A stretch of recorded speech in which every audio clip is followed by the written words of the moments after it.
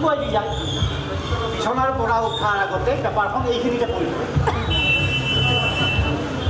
কেতিয়াবা 7মান বজাত কেতিয়াবা হয়তো অলপ পলম হয় তথাপি 9 বজাৰ আগতে তেওঁ পেপাৰখন পঢ়িবলৈ পায় মুঠতে অফিচলৈ যোৱাৰ আগতে তেওঁ এইখন পঢ়ে আৰু অফিচলৈ যোৱাৰ আগতে যিকেইটা নিতান্তই কৰিবলগীয়া কাম থাকে তাৰ ভিতৰত তেওঁ এই পেপাৰ পঢ়াটো অন্যতম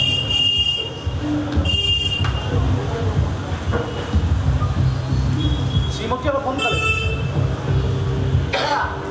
আজি পেপাৰ ওলাব অহা নাই নেকি তুমি ক'ৰবাত থৈ দিলা মই অহা দেখা নাই আৰু এই পেপাৰ চেপাৰ তোমাৰ এই সম্পত্তি মোৰ সেইবিলাকত হিচা নাই দেই শ্ৰীমতীয়ে নপৰাই উত্তৰ দিয়ে দাঁত ব্ৰাছ কৰি এইবাৰ ৰামচৰণ ফুলৰ পদূলি মুখলৈ ওলাই আৰু চুবুৰীটো দেখা পোৱালৈকে চাই আহিয়ে নাপালে পিছে হ'ব নহয় পেপাৰ ওলাজনক গালি দিয়াকা দিয়াৰো শুনোকা যোৱা 10 বছৰে তেওঁৱে এই পেপাৰখন দি আছে মোক প্ৰতি সময়মতে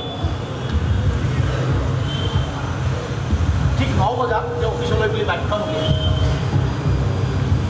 ফটকৈ খাব তাৰ কাৰণে হয়তো দিবলৈ পাহৰিবও পাৰে তেওঁ এই চুবুৰীটো তাত কেইজনমানক তেওঁ পেপাৰ দিয়ে তেওঁ সোমাই যায় চুবুৰীটো বৰ্মন দা আজি পেপাৰখন দিলেনে নাই ৰাতিপুৱাৰ পৰা ময়ো পেপাৰখনকে ৰৈছোঁ বহু দেৰি কৰিলে আজি তাকেতো মই ৰবিবাৰ অফিচলৈ যাব ওলালো ঠিক আছে বৰ্মন দা ঠিক আছে দিয়ক ঠিক আছে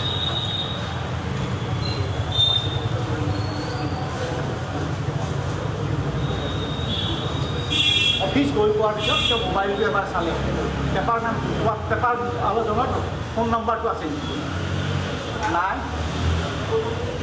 থাকিবই বা এতিয়া কোনোদিনে প্ৰয়োজনেই হোৱা নাই অৰ্ধ লকডাউন পৰ্ব চলি আছে চৰকাৰী প্ৰাইভেট অফিচে বন্ধ বেংক ডাকঘৰ এইবোৰ অৱশ্যে খোলা মানুহৰ উপস্থিতিহে হেৰেঙা পৰিস্থিতিয়ে সকলোকে কাবু কৰি ৰাখিছে আৰু ঘৰতে বহি বহি আমনি লগাই কিছুমানে এনে আহি বেংক আৰু ডাকঘৰৰ মজিয়া গছকিছে ছাৰ প্ৰতিদিনে জমা কৰিব পৰা ধৰণৰ কিবা ছেভিংছ একাউণ্ট আছেনে প্ৰতিদিন বুলি একো কথা নাই ছেভিংছ একাউণ্ট আছে অফিচ খোলা বাৰত আপুনি আহি ইয়াত জমা থ'ব পাৰে কিন্তু ৰ'ব বাইদা এনেকুৱা পৰিস্থিতিত মানুহ যিমান পাৰি ঘৰৰ ভিতৰতে থাকিব লাগে সেইকাৰণেইতো ছাৰ তেনেকুৱা একাউণ্ট এটা খুলিব বিচাৰোঁ যাতে অলপ হ'লেও ঘৰৰ বাহিৰ ওলাব পাৰোঁ দিয়কচোন হাতত পাছবুকটো থাকিলে পুলিচেও একো হকাবধা নকৰে ভদ্ৰ মহিলাগৰাকীয়ে কয় আৰু তেওঁৰ কথা শুনি কাউণ্টাৰত থকা মানুহবোৰে এক প্ৰকাৰ হাঁহে আৰু সলাগে ঠিকেই ঠিকেই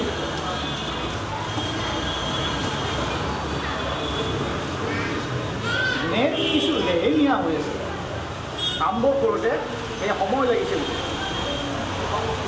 গ্ৰাহকসকলেহে ৰ'ব লগা হৈছে বহুত সময় কামৰ মাজে মাজে কিন্তু তেওঁৰ পেপাৰখনৰ কথাটোও মনলৈ আহিছে মাজতে এবাৰ কোনো নাপায় তেওঁ ঘৰলৈ ফোন লগায় হেৰা হেৰা পেপাৰখন দিলে নেকি বাপৰে কি সাংঘাতিক মানুহ তুমি অফিচত থাকিও পেপাৰ কৈ আছা যে দিয়া নে পেপাৰ চেপাৰ আৰু শুনা অফিচলৈ যাওঁতেওতো গম পাইছিলা মোৰ বুকু বিষাই আছে বুলি এবাৰ সুধিছানে সেয়া হা নহয় কাটি দিলে হ'ল চাৰপৰি কোনখন পেপাৰ হয় মোৰ ওচৰৰ দোকানখনৰ পৰা লৈ আহিব অফিচৰ কাৰণে নম্ৰই প্ৰস্তাৱ দিয়ে নালাগে ৰ'বা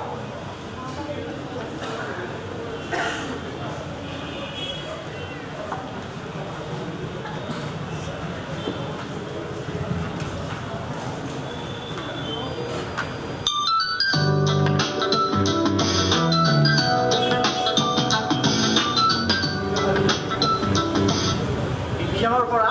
শৰ্মাদাৰ ফোন ঠিক আছে এতিয়া মোৰ ৰিপৰ্ট এটা লাগে পাৰিলে এঘণ্টামানৰ ভিতৰত দিবই লাগে আৰু ডাকঘৰত আজিকালি এটিএমৰ বৰ সুন্দৰ ব্যৱস্থা আছে যিকোনো বেংকৰ এটিএমতে আমাৰ ডাকঘৰৰ এটিএম সম্পূৰ্ণ কাৰ্যকৰী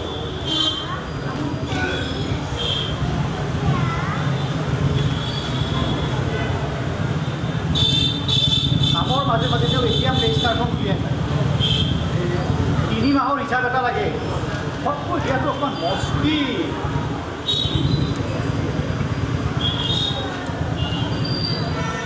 অলপ পিছতে ডিভিজনৰ পৰা পুনৰ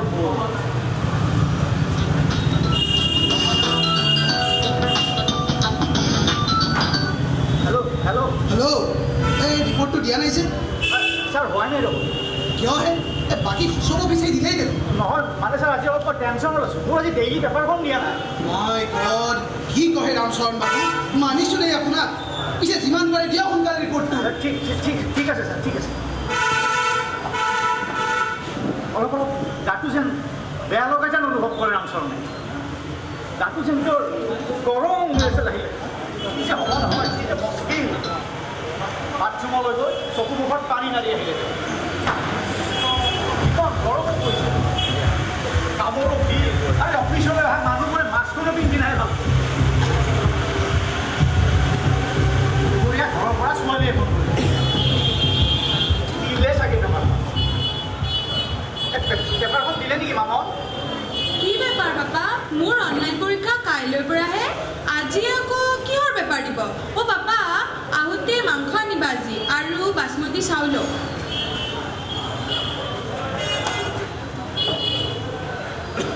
আবেলিলৈ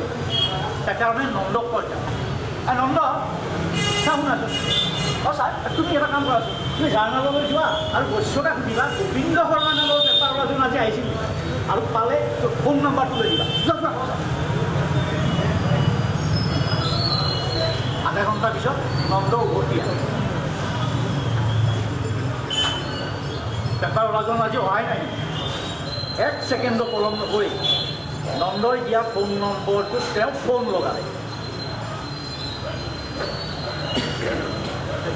হেল্ল' ধৰ্মদা আজি মোৰ পেপাৰখন দিলে দেখোন হেল্ল' ধৰ্মদা আজি মোৰ পেপাৰখন দিলে নেকি মই হেল্ল' মই বৰুৱা পোষ্টমাষ্টৰ কাম কৰোঁ যে ছাৰ হে মই আজি যাব নোৱাৰিলোঁ ৰাতিপুৱাই যাবলৈ ওলাই দেখোঁ বাইকখন পাংচাৰ কঁকালৰ বিষ বাবে চাইকেলে চলাব নোৱাৰোঁ নহয় কাইলৈ একেলগে দুয়োখন পেপাৰ দি দিম দিয়ক ছাৰ বেয়া চেয়া নাপাব ঠিক আছে কঁকালৰ কি পাংচা ঠিক আছে দিয়ক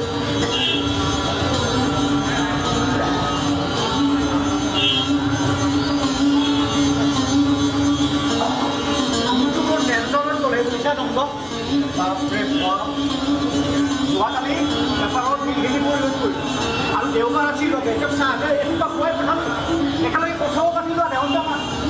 আমাৰ ভয় খাই গ'লোঁ হাজাৰ ৰৌ বৰষুণতো কোনো দিনে পেপাৰখন নিজে থকা গোবিন্দ শৰ্মা বিৰোৱাৰ কিন্তু ভয় খাই গ'লোঁ